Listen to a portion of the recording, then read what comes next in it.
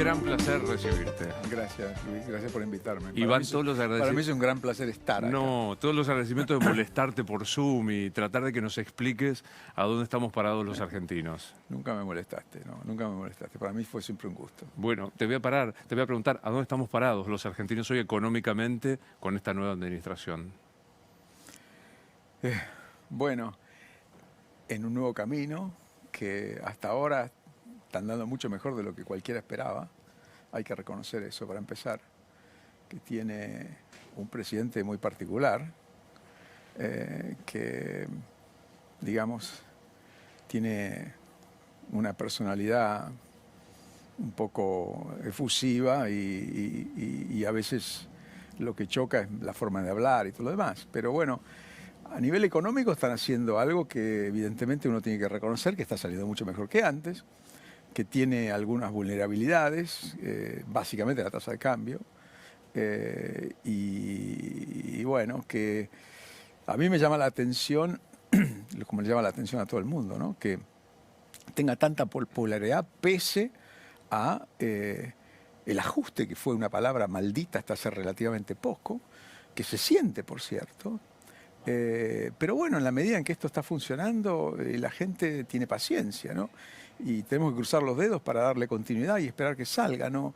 Confieso que no era mi favorito, ¿eh? Ahora vuelvo a estas debilidades que mencionabas o al ajuste y demás, pero es bueno para la gente que te está viendo ahora y que por ahí no conoce tu trayectoria que contemos un poco quién sos. Primero sos un egresado de Derecho, o sea, vamos a reivindicar la carrera de los abogados de la UBA, ¿no es cierto? Sí, de la UBA, sí. Después hice una especialización en Derecho Internacional Económico. ¿Y cómo siguió tu carrera? Bueno, entré en la Cancillería, en el Instituto del Servicio Exterior. Y eso fue un privilegio porque por primera vez en mi vida me pagaban para estudiar. Tenés que estudiar 2 años y tenés una beca que es, o era por lo menos equivalente al 90% del salario del tercer secretario, que es el escalafón más bajo de la Cancillería. No sé cómo está eso ahora, pero en ese momento era así. Y tenía muy buenos profesores. O sea, imagínate que estudié geografía con Daus, economía con Javier Villanueva, que era un gran economista, falleció lamentablemente, Martiré, historia, en fin, 2 años de estudio, y después egresás como tercer secretario. Y yo, si bien no soy economista, todo el mundo cree que soy economista, porque probablemente debería haber sido economista. Y no seguí economía porque mi papá me desalentó. Me dijo, no, licenciatura de Economía, terminás trabajando para el Estado, es espantoso. Finalmente, como abogado, terminé trabajando para el Estado. Pero la cuestión es que saqué el mejor promedio en Economía y entonces la Cancillería me destinó a la parte económica, no tenía alternativa. Y empecé ahí y estuve 2 años en la Cancillería y mi primer destino fue Venezuela, Caracas, que era un país muy diferente al actual, ¿eh? Un país democrático, con problemas de seguridad ciertamente tenía, pero un país democrático, próspero, donde había una colonia argentina muy importante que se había ido por la dictadura. Claro. Y ahí conocí muchos argentinos, muchos de los cuales me hice muy amigo, y los sigo teniendo como amigos. Otros fallecieron, como Adolfo Gas, a quien yo también tuve el honor de ser su amigo. Juan Carlos Puig, que te mencioné antes, también estaba exiliado ahí. Un gran profesor de la Universidad de Rosario, por cierto. Creo que él empezó la carrera de Relaciones Internacionales, ¿no? ¿La inauguró? La inauguró, sí, exactamente, sí. Así que bueno, fue un buen destino, hice muchos amigos. Como te digo, yo trabajaba en la parte económica y hay todavía una organización internacional ahí que yo creo que existe porque esas cosas nunca se terminan cerrando, pero se llama el Sistema Económico Latinoamericano, que sirvió mucho para mí, personalmente, porque tenía la aspiración de coordinar la posición de América Latina en la negociación de la Ronda de Uruguay, que fue la negociación comercial más importante. Digo la aspiración porque en realidad nunca llegó a coordinar nada, pero nosotros jugábamos a que lo coordinábamos. Los embajadores en Ginebra estaban muy lejos de seguir nuestros consejos. Eran seniors, básicamente, ¿no? Pero bueno, fue una buena experiencia. Después volví para acá. Estuve en la Cancillería como 5 o 6 años a cargo de temas económicos, los acuerdos que había con Italia y con España en ese momento. Y a raíz de eso, quien fue de embajador a Ginebra, se llama Juan Carlos Sánchez Arnau, es un economista, me pidió que fuera. Yo, por supuesto, agarré viaje, porque era un destino muy codiciado, por cierto, y empecé a quedarme en Ginebra. Me quedé en Ginebra 6 años, hasta que me empecé a trabajar después.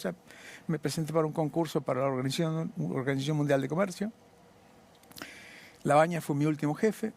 Y se dan esas cosas que se dan en la vida, que son casualidades. Yo me llevaba muy bien con Roberto Labaña. A él lo nombran ministro. Y ahí empieza la historia de por qué voy al Fondo Monetario. Entonces voy al Fondo Monetario porque él me pide. Como representante argentino. Sí, sí, porque el representante argentino que había estado en el fondo había estado muchos años, se quería ir. De hecho, tenía que moverse porque había estado en toda la parte de la convertibilidad. Había un cambio muy importante, acordate, la crisis, todo lo demás. Entonces, Roberto me pide que si puedo ir para allá. Yo lo dudé mucho y me acuerdo que le dije, si la Organización Mundial de Comercio me da una licencia sin goce de sueldo, me da permiso, voy. Pero si no, no, porque no quería perder el puesto que acababa de ganar por concurso, un puesto interesante, digamos, que tenía. Y la Organización Mundial de Comercio, en cuanto supo que, me acuerdo que me preguntaron, ¿usted va a estar en el payroll del fondo o del gobierno? Y yo dije, no, del fondo. Entonces, délo por dado, porque tenemos un acuerdo con el fondo para favorecer el transfer of staff, la transferencia de personal. Así que así fui al fondo. Fue un momento muy tenso al principio. Estábamos en default. Bueno, si querés te cuento un poco de eso, pero en todo caso, sí, fue muy tenso. Al principio era un fondo bastante hostil, te diría, muy diferente a esto. Estábamos en default, los acreedores privados presionaban sus gobiernos, que eran los gobiernos del G7, básicamente, que son los que tienen más peso en el fondo. Así que fue un momento de gran dificultad, te diría, para mí. Por las dudas, presidente Néstor Kirchner, ministro de Economía Roberto Labaña. Roberto Labaña, ¿Qué era? ¿Anne Kruger? Anne Kruger era sí, cuando yo llegué estaba Keller, que después renunció para ser presidente de Alemania, y quedó Anne Kruger como acting, digamos. Los americanos siempre tienen el segundo puesto en la gerencia. Claro. Bueno, y quedó como primera, una tipa complicada, con la cual después me hice amigo. Pero complicada, digamos, o sea, no era fácil. Me súper interesa. Digo, no sé cuántos países del mundo un ciudadano común, como el que te habla, ignorante de la economía, como el que te habla, se acuerda de Anup Singh, Anne Kruger, Teresa Terminación. Creo que en ningún país del mundo. Tenés todos los nombres. Es que te acordás que trabajando de esto nos familiarizábamos con esos nombres. Anne Kruger aparecía como la malísima, la ortodoxísima de la economía, bueno, y nos iba a serruchar. Anup, por ejemplo, Singh, el cual tenía una muy buena relación personal, al punto. Bueno, yo me enfermé, debo decirte. Me enfermé durante esos años. Ese año primero fue de una tensión y un estrés fenomenal, te quiero decir, ¿no? Para ejemplificarte, yo era capaz de llorar por cualquier cosa. Estaba realmente pasado de vueltas. Yo creo que por eso, algo que seguramente estaba latente, se desató y fue un cáncer. Un cáncer muy agresivo. No paré de trabajar, en parte porque era la forma de mantener la normalidad. Tuve una operación, quimioterapia, una historia, pero esto viene a esto. Anup Singh, cuando se enteró, me ayudó. Y pasó algo simpático que te voy a decir ahora, como para que veas una anécdota divertida. Mi mamá me vino a buscar, me vino a cuidar. Y Anup, sabiendo que estaba mi mamá, me pregunta, ¿le gusta la comida india? Y yo le digo, seguro que le debe gustar. Me dice, bueno, entonces, ya que está ella acá y te tiene que cuidar y a mí me van a operar, dice, si me permitís, yo llevo comida india, vení con el auto mañana y yo te voy a poner toda la cena en el baúl. Entonces, bueno, yo le digo, Anup, ¿estás seguro? Sí, no, me encuentro con el auto, con el baúl, con un montón de comida. La llevo a casa y entonces mi mamá me dice, ¿y esto? Un compañero me la trajo, qué sé yo. Me dice, ¿quién es? Anup Singh. Y yo digo, pero ese nos va a envenenar. Eso no quiere, ese es el muy malo. Y yo digo, bueno, sí, pero en realidad fue muy simpático. Después mi mamá lo conoció, se hicieron amigos. En fin, yo creo que la diplomacia me sirvió, la escuela, me refiero, de Cancillería, me sirvió para separar la parte profesional de la parte personal y mantuve buenas relaciones con Anup, con Ann Kruger, después con Rodrigo de Rato. Digamos, pasaron tantas cosas en esa época, pero digamos, después de que Néstor Kirchner decidió pagarle al fondo, el trabajo que había sido una tortura previamente pasó a ser una maravilla. Claro. Porque claro, ya no tenía, esta agresión, esta hostilidad, esta cosa que me tenía que cuidar de todo lo que decía. Era toda una lucha. Y bueno, me quedé unos años más, Roberto renunció, yo presenté mi renuncia, me pidieron que me quedara, me quedé un poco más, hasta que empezaron con la intervención del INDEC, ahí me sentí muy molesto con esa parte. Para que haga un punto y seguido para... Primero no quiero dejar pasar, orgulloso egresado de la Escuela de Servicio Exterior de la República Argentina, que fue un ejemplo. Te escucho hablar de esta manera. Digo, cuando hay tanto maltrato a los diplomáticos y demás, hay que decir que era un ejemplo sin duda, ¿no? Con un ingreso dificilísimo, con exigencia. Sí, el ingreso era difícil, es cierto. Una vez que ingresabas, tenías que estudiar nada más, pero lo normal era que terminaras bien. Creo que hubo solo 2 casos en esa época en que la gente no terminó los cursos, ¿no? Pero sí, después era una dedicación exclusiva y yo sentí que era un privilegio bárbaro, yo aprendí mucho. Teníamos clases todas las mañanas, tenías que tener 2 idiomas, por supuesto, y tenías conferencias interesantes por la tarde y exámenes después. Sí, yo creo que es una escuela, nosotros lo llamábamos familiarmente la escuelita, pero la verdad que es un estudio de posgrado muy, muy interesante que no te asegura de que vas a tener el mejor cuerpo diplomático, pero sí que vas a tener gente formada, digamos, ¿no? Claro. Y yo creo que nosotros tenemos, o teníamos por lo menos, no puedo decirte ahora porque no hace rato que no estoy en contacto con los colegas nuevos. Cuando voy a la Cancillería hay mucha gente que no conozco, la mayor parte no la conozco ahora. Claro. Contame, llegás como representante de la Argentina, La Baña te propone, ¿teníamos una deuda de cuánto en ese momento? ¿Ascendía más o menos cuánto? ¿Y con el fondo decís? Sí. No, con el fondo eran, creo que eran 12.000 millones de dólares, una cosa así. Espera, no llegaba a 10.000, no, porque lo que pagó Néstor Kirchner fue 10.000 millones de dólares, así que sí. ¿Cómo renegociar 10.000 millones de dólares con un board o con la secretaria general que te dice, ustedes son unos deudores seriales, no pagadores, consuetudinarios? A ver, con el fondo que me tocó en ese momento, era bastante más complicado que debo decirte. Era complicado porque los acreedores privados usaban, nosotros dependíamos del programa con el fondo y había una tensión muy fuerte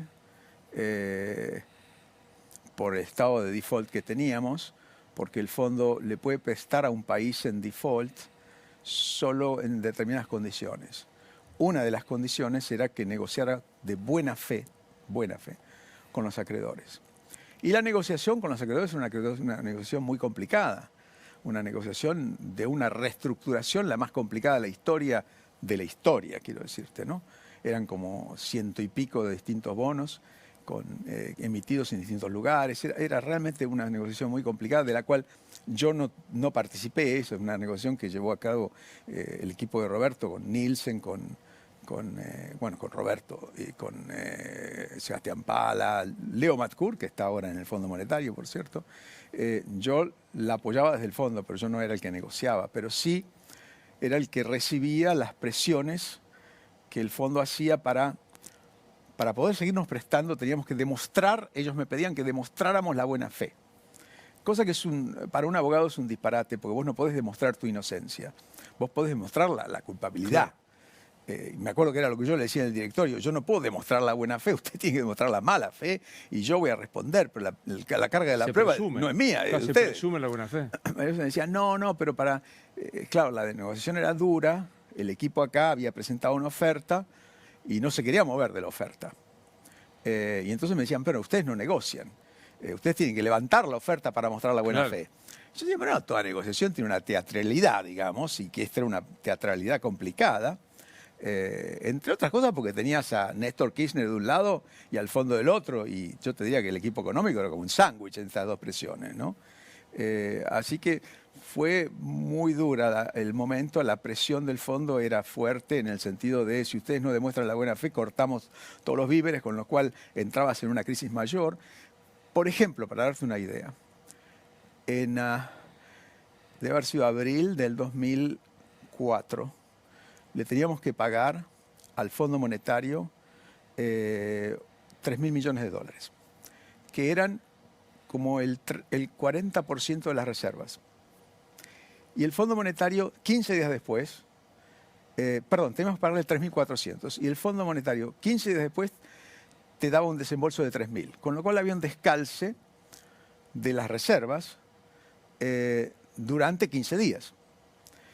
El ministro Labaña y el presidente, Néstor Kirchner, habían decidido de que solo se le pagaba al fondo si el fondo decía públicamente de que iba a aprobar el desembolso de los 3.000. Como diciendo, bueno, entonces el mercado se la va a bancar porque nosotros vamos a sacar 3.400 de los 12.000 que teníamos. Pero vuelven 3.000. Pero vuelven 3.000 en 15 días y el mercado ya lo sabe. Entonces hacía falta que la gerenta del fondo, que es Ann Krueger, ninguna persona fácil, dijera públicamente eso. Bien, no era fácil conseguir que Ann Krueger dijera eso. Entonces, Roberto Labaña dice, vamos a conseguir una conversación directa entre el presidente de la República y Ann Krueger. Entonces, bueno, se arma esa conversación. Yo no estuve sentado en ese despacho, me fui a mi despacho, pero al rato me llama Roberto Labaña y me dice, eso ya está arreglado. Se arreglaron, se pusieron de acuerdo, vamos a pagar. Había que pagar ese día, ¿ok? Era último momento. Un cierto vértigo, ¿no? No te puedo decir la tensión, por eso te digo, la tensión era muy fuerte, el estrés. Bueno, entonces me llama Roberto y me dice, ya está arreglado, vamos a pagar. Me llama 10 minutos después y me dice, no está arreglado. Le digo, ¿cómo no está arreglado? Falta algo. ¿Qué falta? Bueno, Néstor, que el presidente quiere que esto que habló Ann Krueger con él se lo diga por escrito. Y entonces, bueno, yo tengo que golpear el despacho de Ann Krueger y decirle, mire, Ann, porque yo le decía Ann, el presidente está muy contento con lo que quedaron, pero lo quiere por escrito. No te puedo decir cómo lo recibió a eso, ¿no? O sea, fue muy complicado. Finalmente hizo una esquelita, que yo debo tener guardada en algún lado, diciendo, confirmo lo que habíamos hablado y qué sé yo. Pero, fíjate, acá viene lo que causa. Ahí viene la trampita. Yo mando la esquelita, está por escrito, pagamos. Y una vez que pagamos, 2 días después, Néstor Kirchner estaba de visita en Brasil, estaba con Lula. Y me llama una amiga, colega tuya, muy amiga mía, que lamentablemente falleció, Ana Barón. Sí, claro. Bueno, muy amiga mía y que me dice, Héctor, me pasó algo muy raro. Me dice, me llamaron de la gerencia del fondo para darme una entrevista. Y yo no la pedí, me dice. Pedí una entrevista hace 6 meses, nunca me contestaron. Y yo le digo, mira vos. Y bueno, bárbaro, le digo, sensacional tener entrevista con Ann Krueger.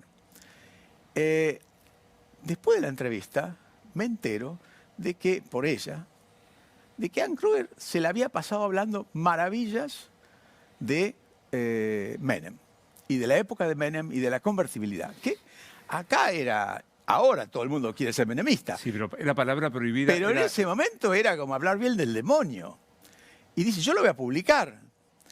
Y yo le digo, bueno, gracias por haberme llamado. Lo llamo a Roberto y le digo, mire, acá pasó algo muy raro. Ann Krueger, motu propio, la llama a Ana Barón y le da una entrevista en la cual, según Ana, me dice, es una entrevista muy halagadora para Menem.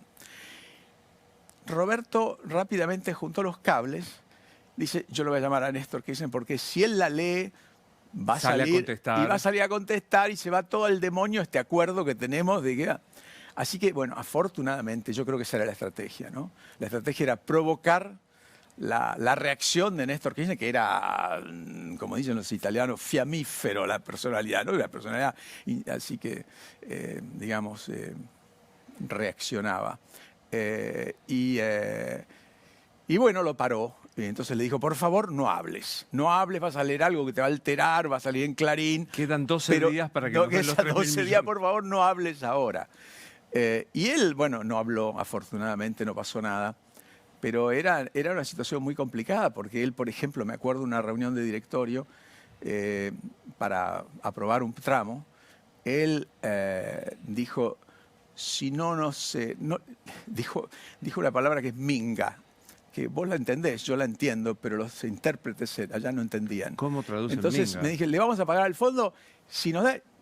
Minga que le vamos a pagar, dijo el presidente, minga que le vamos a pagar. Y me acuerdo que en una reunión de directorio me dijeron, Mr. Torres, minga, what does minga mean? Yo decía, bueno, es una énfasis que le vamos a pagar, le vamos a pagar. Así que era toda una historia, pero qué sé yo, ahora me río, pero yo no me reía nada. Claro, me imagino. Bueno, vuelvo un poco, yo solo hablaría de esto y creo que si no escribís el libro... Sí. Te voy a amenazar para que no escribas el libro de todo esto. De memoria, ¿no? Sí. Pero claro, y digo, hay un libro, El quinto piso de economía, que es hermoso, y creo que este podría, no sé cómo sería, en qué piso estabas en el fondo. En el 11. Bueno, el piso 11, ya tenés título, sí. piso 11. Dijiste al principio, y creo que todos coincidimos, que es un ajuste. Al presidente le gustan los adjetivos. Dice, el más grande que se ha hecho en la historia de la humanidad es... Yo no sé tanto de la historia de la humanidad como para decirlo, pero el presidente en general tiene esa vocación por agrandar un poco las cosas. También dice que fuimos la primera potencia mundial en el siglo XIX. A mí, más de un amigo me hace varias bromas al respecto, ¿no? O diciendo, sí que yo creí que era Gran Bretaña, te dice como decir, bueno, la verdad que sí, es un poco exagerado, sí, exactamente. ¿Es un ajuste? Evidentemente muy importante, no te puedo decir si es el más grande de la historia, pero evidentemente es un ajuste muy importante. ¿Sos de los que creen que era imprescindible un ajuste o este ajuste? Soy de los que creen que era absolutamente indispensable llegar a un equilibrio fiscal. La forma de llegar, no estoy tan seguro que fuera esta la única, pero bueno, digamos que así como entre dos puntos hay infinitas curvas, hay formas de llegar entre dos puntos, infinitas curvas, la verdad que es así. Y bueno, entre esto y la otra debe haber muchas formas. Esta es una forma. Y lo importante creo que es llegar y que de repente se instale en el entendimiento de los inversores y de la sociedad en general de que vamos a ser un país que va a hacer las cuentas bien. Y que tener equilibrio fiscal no es ni de izquierda ni de derecha, es un tema de matemáticas, y que las matemáticas no son una cuestión de opinión. Claro. Viviendo en Ginebra, con toda tu experiencia, ¿es un atractivo, como también el gobierno quiere plantear, nos mira al mundo? Bueno, el presidente de vuelta a la adjetivación, ¿no? Casi digo, como decía le decían a Irigoyen le decían que tenía adjetivación delirante, pero se va a enojar el presidente. Digo... Mirado, el presidente dice que hay dos personas importantes en el mundo, Trump y él. Sí. ¿En el mundo es tan atractivo, es tan materia de análisis lo que está haciendo Milei? Yo creo que genera muchísima curiosidad. Bueno, es lógico, ¿no? La ira,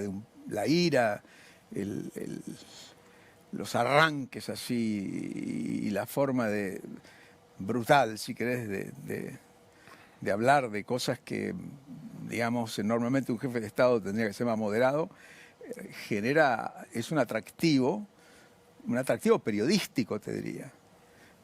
Pero también genera una gran duda respecto a, digamos, vos esperás de un jefe de Estado un tipo más moderado, un jefe de Estado tiene que articular intereses contradictorios que tiene toda sociedad. Digamos, es un poco, tal vez no sea el momento de articularlos, no lo sé, yo no tengo esa posición y no quiero usar este momento para criticarlo, pero digamos que es raro tener un jefe de Estado que tiene esta vocación por la ideología, por predicar el laissez-faire, digamos, esa teoría de la liberalización, de la liberación económica en un momento en el cual todos sus modelos del G7 juegan a la política industrial. Porque una cosa es abrir tu economía cuando todos abren y otra cosa es abrirla cuando todos juegan a la política industrial. Entonces, genera ese tipo de dudas, pero bueno, evidentemente la Argentina es un país con grandes posibilidades de crecimiento, de inversión. Alguien que tal vez la única forma de hacerte creíble y salir de un extremo es pasarte al otro, ¿no? Pero yo te diría que hay una diferencia entre la confianza y la curiosidad. Yo veo que tiene una gran curiosidad, genera una gran curiosidad, un gran atractivo periodístico.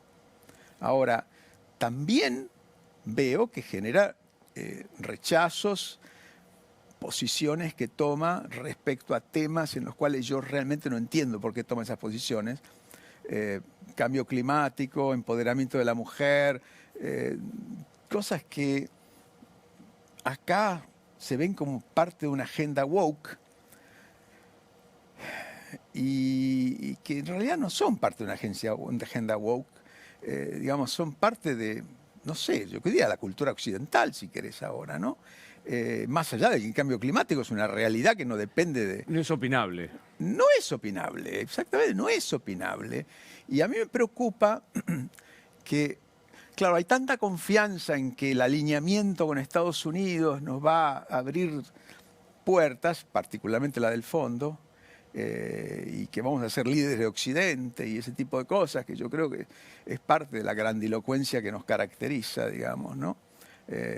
Acordate que los argentinos somos tomados en el exterior como, digamos, una gente que tiene un gran ego, está encantada de haberse conocido, y que, digamos, no es ninguna, es casi una caricatura de todo eso, ¿no? Pero bueno, yo creo que,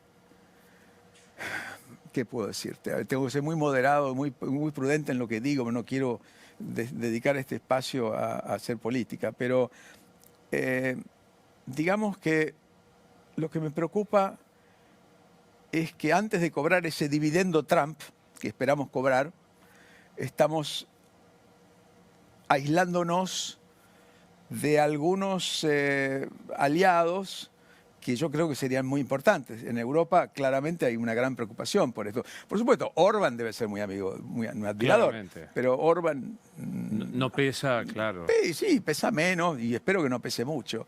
Pero bueno, quiero decirte, hay un crecimiento de la nueva derecha, de lo que llaman, Claro. ¿no? Pero me quedo con 2 o 3 cosas que dijiste que me gusta resaltar. Hoy genera mucha curiosidad, Sí. lo cual no implica necesariamente confianza. Todavía, quizás sí, quizás no lo sabemos. Pero hoy el fenómeno es la curiosidad. Y lo otro dijiste, cobrar el dividendo Trump. Habiendo estado en el Fondo Monetario, ¿te es más fácil como país negociar, discutir, si tenés nada menos que Estados Unidos de tu lado, o eso es un mito? No, claro, Estados Unidos es el país más influyente del fondo. Lo que es un mito es creer que el fondo es una agencia del gobierno americano. Eso no es cierto. Lo que sí es cierto es que no me puedo imaginar un programa con el fondo sin o bien el apoyo entusiasta o bien por lo menos la anuencia de Estados Unidos. Eso no ha pasado nunca y no creo que vaya a pasar. Pero el apoyo de Estados Unidos no te garantiza el programa y cuando yo escucho que acá dicen, bueno, pero o sea, evidentemente es entendible que digas, si en el 2018 nos dieron 57, no lo desembolsaron, pero el programa era de 57.000 millones de dólares, con 15.000 de desembolso inicial, y Macri no hizo ni el 10% de lo que están haciendo ahora en 10 meses, me refiero de ajuste fiscal, no es que no haya hecho nada, pero me refiero de ajuste fiscal, y si querés hablamos por qué, pero en todo caso, ¿por qué no nos lo van a dar a nosotros? Claro. A este gobierno me refiero, ¿no? Y la respuesta es, yo te diría que hay 3 razones. La más importante de todas es que Macri llegó al gobierno y le debíamos 0 al fondo. Empezar de 0 y pedir un programa grande es mucho más fácil que empezar de 44.000 millones de dólares, que es lo que le debemos ahora. La segunda razón es que Y ahí viene el tema de la diferencia entre confianza y atractivo. Si bien el gobierno de Macri terminó mal, despertaba una gran expectativa. Era un jefe de Estado menos particular, digamos, Me encanta cómo te estás cuidando, Sí, cómo sí, estás bueno, eligiendo sí, quirúrgicamente sí, las cosas. sí, sí, menos atractivo, si querés, periodísticamente. Pero generaba mucha confianza y mucha esperanza. Estaba presidiendo el G20. Tenía un leverage, si querés, sobre la agenda internacional y sobre el G7 que no creo que tenga Milei, por lo menos hasta ahora, claramente. Y la tercera razón, por ahí es más anecdótica, pero Trump y Macri tenían una relación personal de muchos años y muchos negocios, quiero decirte, ¿no? Que, bueno, tal vez ahora estén edificando una relación similar basada en una coincidencia, supuesta coincidencia ideológica, porque son dos personas muy diferentes, tienen puntos en común, está claro, Milei y Trump, pero esencialmente tienen personalidades totalmente diferentes. O sea, Milei, nos guste o no, tiene convicciones, tiene valores, digamos que son, por supuesto, ideológicos y religiosos. Y toma decisiones en materia política exterior, claramente, que son consistentes con esos valores. Trump, el único valor que tiene es el deal. A él lo define en dos palabras, deal e incertidumbre, y las combina bien porque justamente genera incertidumbre para llegar a un buen deal, es un negocio, en definitiva, ¿no? Pero esas dos cosas. Trump no debe tener ninguna convicción, salvo el America First, digamos, ¿no? Que no es particularmente lo que nos interesa a nosotros. Digamos, o sea que son personalidades muy diferentes. Es súper interesante, déjame resaltar esto que estás diciendo, porque hay incluso una mirada romántica nuestra de los periodistas de cómo discutimos este vínculo, en donde, como vos decís, Milei tiene un núcleo duro de ideología que sostiene y ejerce. Trump va a buscar una... O sea, no es que está enamorado de ese núcleo duro de ideología. En tu caso, le convendrá o no le convendrá por un negocio.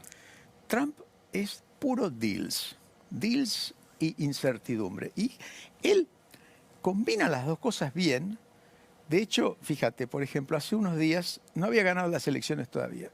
Y le hace una entrevista a una periodista del Wall Street Journal. Y le pregunta cómo va a ser la relación con China, que él, por supuesto, demoniza. Y para sorpresa de la periodista, le dice, va a ser muy buena. Y la periodista le pregunta, bueno, ¿y por qué? Y él dice, porque el presidente Xi me respeta porque sabe que yo soy fucking crazy. Y como soy fucking crazy, en definitiva, esa parte no la dice, pero dice, sabe que yo soy fucking crazy. La implicación es, soy capaz de cualquier cosa. Entonces, en realidad, se cuidan. El tema de la aproximación a las relaciones internacionales generando esa incertidumbre del fucking crazy, digamos, es que, bueno, a vos te puede servir eso en la medida en que sos el más fuerte del barrio, digamos, ¿no? Pero si vos sos Argentina, no sos el más fuerte del barrio, y vos querés reglas más que eso, no querés el fucking crazy, digamos. No te puedes hacer el fucking crazy. El dueño de la pelota. El dueño de la pelota, ¿viste? Vos decís no. Así que, bueno, yo te diría que si algo veo como un error, y lo miro como diplomático, ¿ah? Si a mí como diplomático, los diplomáticos tienen que cumplir instrucciones, está claro. Y no definen la política exterior, la ejecutan. La ejecutan siguiendo instrucciones. Y tienen además la obligación de no solo ejecutarla, sino antes de ejecutarla, decirle al referente político que le da la instrucción cuáles son los riesgos que ven y los costos que ven y proponerle una hoja de ruta. Tiene que, digamos, después hace la venia, pero hay un momento en el cual tiene que haber una discusión franca y discreta, por supuesto, ¿no? Vos me decís, hacé tal cosa, sos mi jefe, yo te voy a decir, sí, sí, Luis, voy a hacer lo que vos me pedís, pero quisiera antes advertirte esto y esto. Bueno, claro. Eso ya ahora es bastante complicado porque genera eso que estamos viendo, ¿no? Que ves como que en realidad desde el poder hay cierta intransigencia, se exige más bien una lealtad perruna, te diría, ¿no?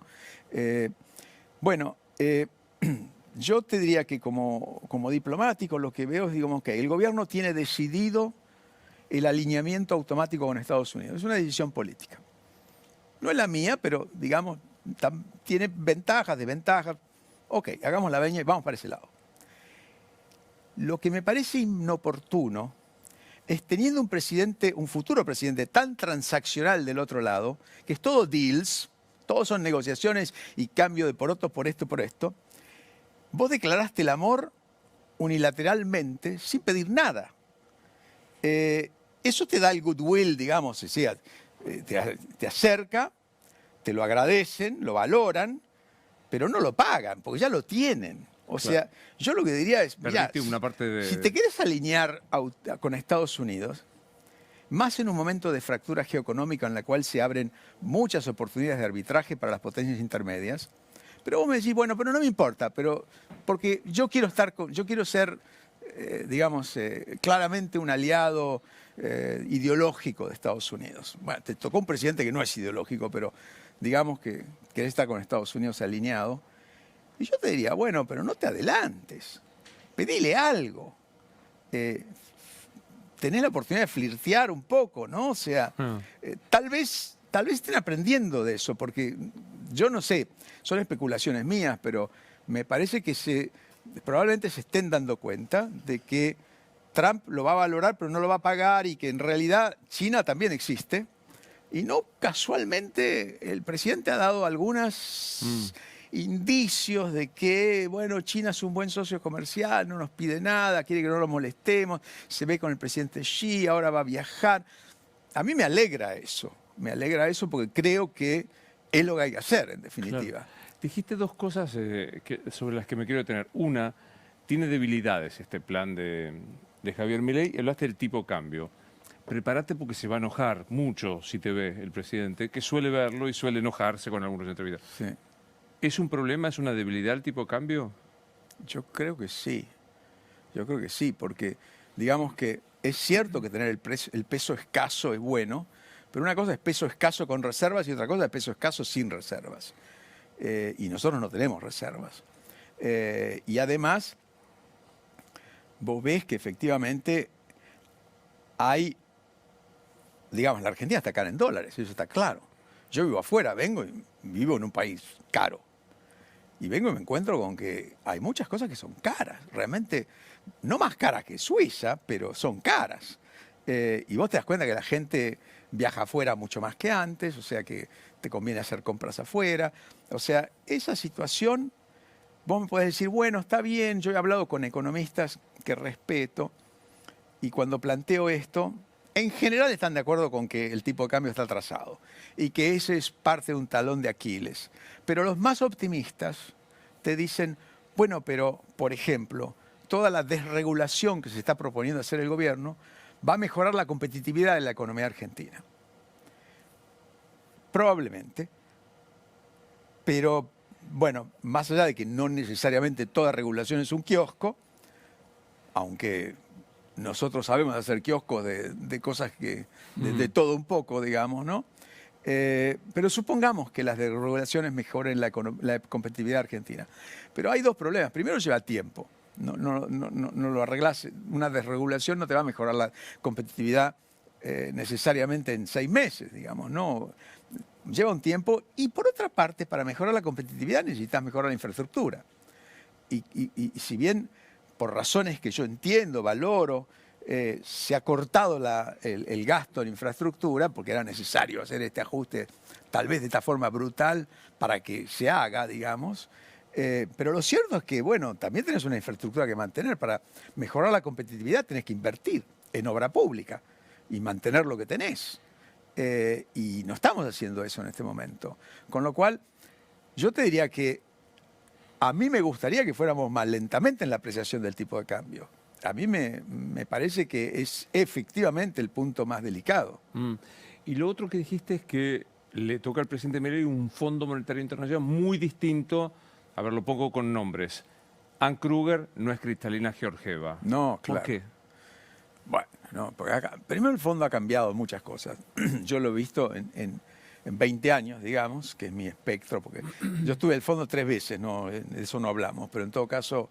2 veces por Argentina y 1 vez por Brasil. Sí, exactamente, sí. Cuestión es que he visto cambios importantes en el fondo. Te puedo dar ejemplos. Por ejemplo, cuando yo llegué al fondo la primera vez, había 2 temas tabú, como acá no se podía hablar de ajuste. Bueno, allá no se podía hablar de distribución del ingreso, distribución interna del ingreso.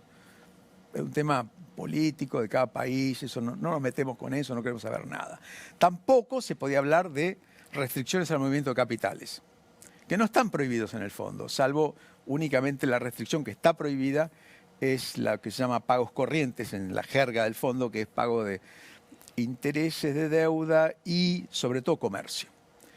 Pero después, en principio, están permitidas las restricciones al movimiento de capital financiero.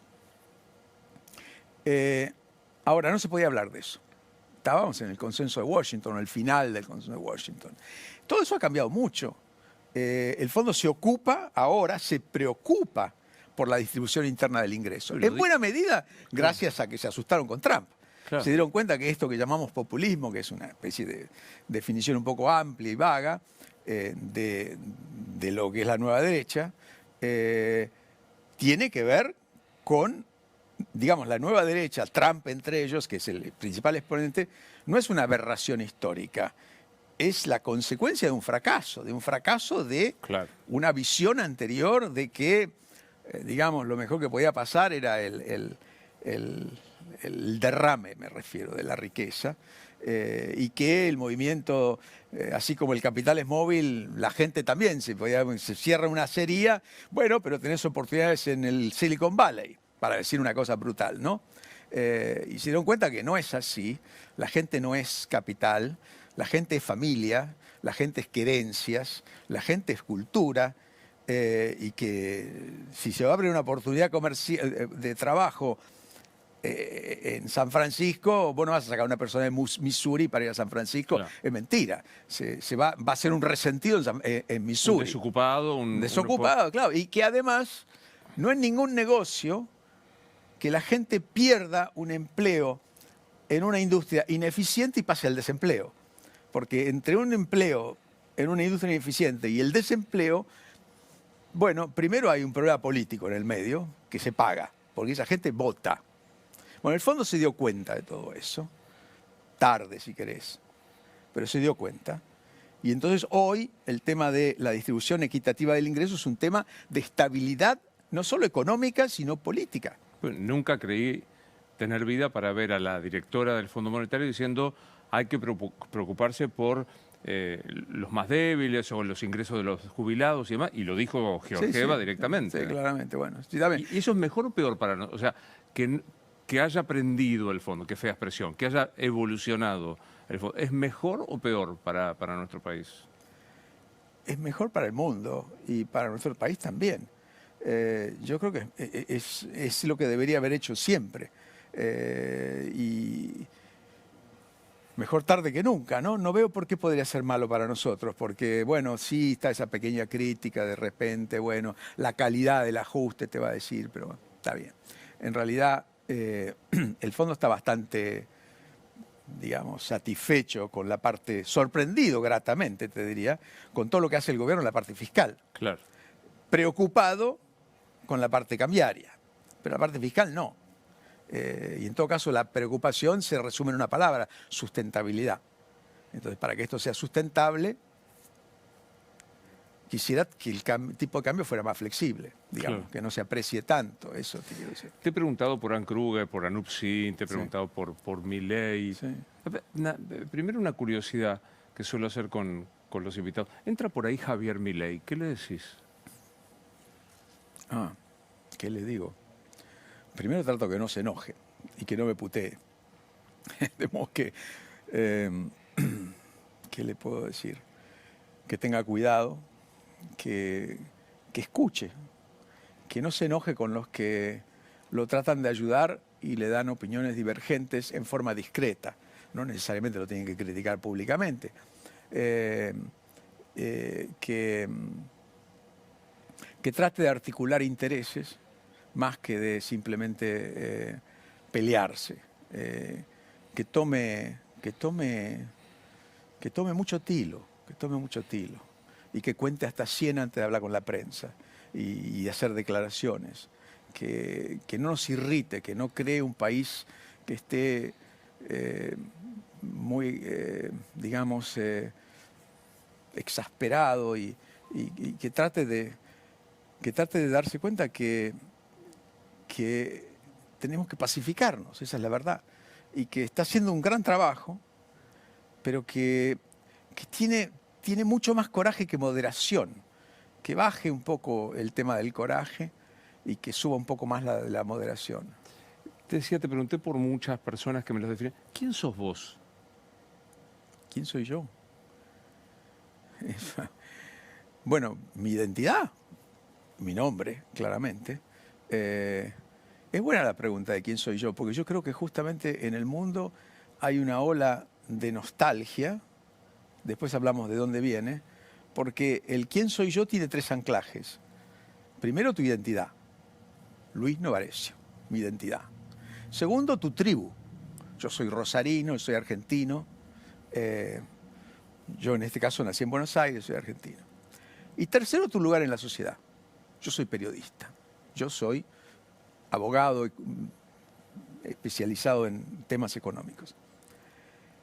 Y de esas 3 cosas, 2 de ellas están, de esos 3 anclajes, 2 de ellos están muy puestos en duda. Por la transculturalización, por la globalización, el tema de mi tribu, la inmigración. ¿Okay?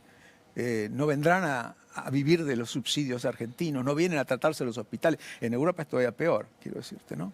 Entonces, esa sensación de hay una transculturalización, hay un exceso de movilidad de gente que se mueve buscando mejores oportunidades de vida. Estamos perdiendo la cultura. Y por el otro lado, tu lugar en la sociedad.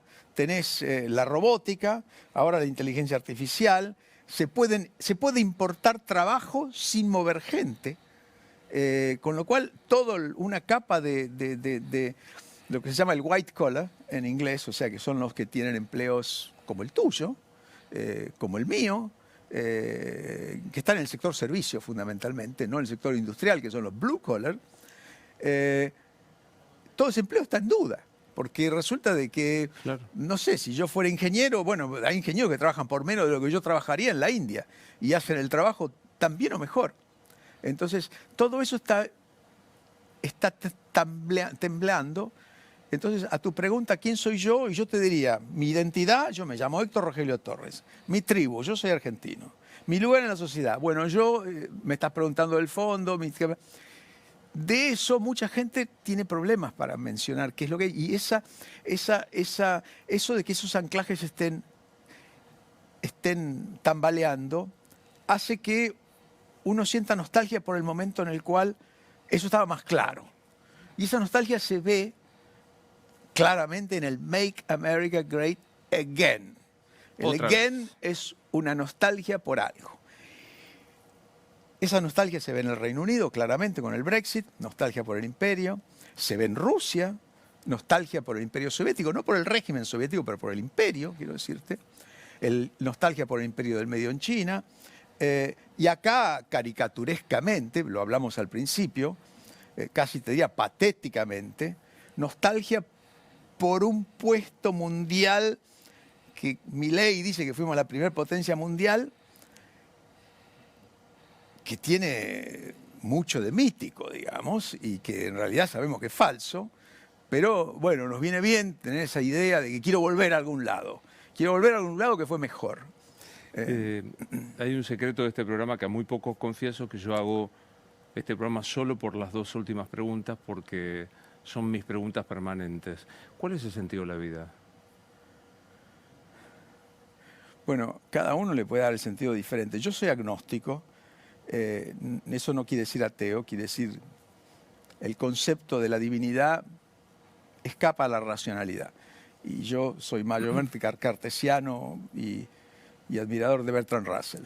De modo que no me meto en esa discusión, no me meto porque bueno, en definitiva creo que es una discusión. No me escapo a la metafísica, en la metafísica no me siento cómodo. Y en definitiva cada uno puede decir lo que quiera. Para mí el sentido de la moralidad o de la vida, si querés, es, bueno, por supuesto tratar de ser feliz, pero sobre todo minimizando el daño que le hacemos a los demás. Y quiero decirte esto, los demás en un sentido muy amplio. Nosotros estamos condenados a matar para vivir. Aún siendo vegano, yo no soy vegano, soy vegetariano, pero aún los veganos tienen que matar para vivir. Y vos cada vez que matás, bueno, ingerís ese ser y lo incorporás a tu vida. Y cada vez que lo incorporás a tu vida te tenés que preguntar, ¿qué hago yo para honrar esa vida tronchada sin su anuencia? Para que yo pueda vivir. Yo maté a alguien para que yo pueda vivir. ¿Cómo honro eso? ¿Qué hago para ser de lo que yo soy algo mejor? No es que me salga, quiero decirte, yo he cometido muchos errores y cuando yo escucho hay gente que dice no me arrepiento de nada, los envidio enormemente porque yo me arrepiento de tantas cosas. Repetiría lo mismo exactamente, digo, no, negativo. No, claro. Yo me arrepiento de muchísimas cosas, claro. Me avergüenzo de muchísimas cosas. Pero quiero decirte, volviendo a tu pregunta, yo creo que el sentido de la vida es honrar las vidas que tronchamos para poder mantenerlos vivos. Y nos morimos, ¿y qué pasa? Y bueno, como te dije, yo soy agnóstico, no lo sé. Lo que sé es que la realidad es mucho más compleja que lo que captamos con nuestros 5 sentidos. ¿Qué quiere decir eso? Y bueno, quiere decir que hay una realidad aparte. No me animo a decir si somos algo más de nuestros cuerpos, que quedan acá, evidentemente, que vuelven a la tierra de alguna forma. Pero sospecho que somos algo más. Pero también sospecho de que nuestra personalidad sí pertenece al cuerpo. Después creo que somos parte de un club de seres vivos. Tal vez por eso debamos respetarnos en sentido amplio. Me estoy hablando solo de los seres humanos. ¿Qué pasa después? No sé, pero lo que te puedo decir es que cuando fallece alguien, un afecto, yo siempre digo, no se fue, se mudó dentro tuyo.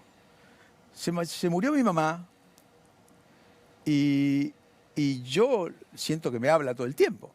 Debe ser, me reta, a veces me alienta, la siento muy cercana. Y lo mismo con muchos amigos queridos que lamentablemente he empezado a perder. Si eso es mi fantasía, no lo sé, pero en todo caso, a todo el mundo que pierde un afecto, yo le digo, ese se mudó dentro tuyo, no se fue. Y no te puedo decir mucho más porque no me gusta meterme en la metafísica porque eso son todas fábulas, digamos, ¿no? Y las religiones en general, por supuesto las respeto, pero para mí son fábulas. Yo quiero agradecerte mucho. Esta es la primera vez que nos vemos así, de cuerpo presente, suena horrible, pero es la primera vez que nos vemos. Quiero saludar mi intuición de saber que iba a encontrarme con un tipo brillante. Lo confirmo después de charlar este rato. Muchísimas gracias. Y decirte 2 cosas, que si no escribís el libro te van a pasar cosas y que si no volvés a charlar de todo esto y más, me voy a enojar. Así que gracias. Bueno, muchísimas gracias, Luis. Por favor, muchísimas gracias. Gracias a vos. ¿Sabías que el precio del oro nunca había estado tan alto? Es el momento de hacer valer tu oro, alhajas, relojes brillantes, monedas de oro, lingotes. ¿Dónde? En Joyería El Tasador. Joyería El Tasador, buena gente, expertos técnicos que tasan el acto y pagan en efectivo. 0800-222-8273, Joyería El Tasador. Joyería El Tasador, toda una vida dedicados a las joyas. Pensá vender al mejor precio. Visítanos. Joyería El Tasador, Avenida Corrientes 2810, esquina Pueyrredón. Joyería El Tasador, tu tasador, mi tasador.